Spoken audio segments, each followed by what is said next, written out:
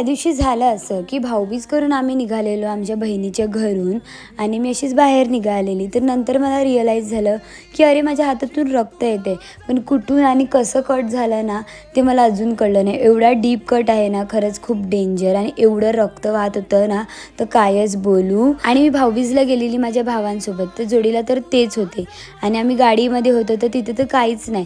मग गाडीमध्ये होते टिश्यू आणि डबल टेप, तर त्यांनी तीच घेतली आणि त्याच्यानेच माझ्या हाताला बँडेज वगैरे केलं.